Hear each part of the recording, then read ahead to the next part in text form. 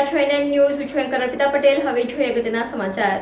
વિજયપુરી આહિર સમાજની વાડી ખાતે 115માં વિનામૂલ્યે નેત્રદાન કેમ્પ યોજાયો.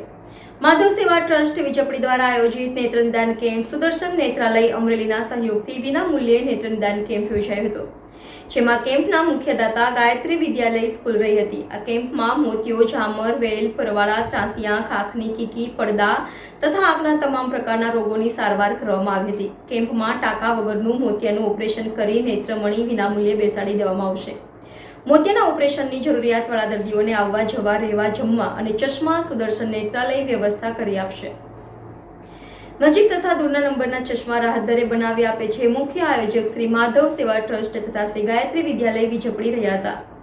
Reporter Dilip Vaghela, NN news Vijaypuri. દર્શક મિત્રો, તમારી આસપાસ બની રહેલી અવનવી ઘટનાઓ વિશે જાણવા માટે એનએન ન્યૂઝને લાઇક કરો, શેર કરો, સબસ્ક્રાઇબ કરો અને બેલ આઇકન પ્રેસ કરો, જેથી આપને નોટિફિકેશન્સ મળતી રહે.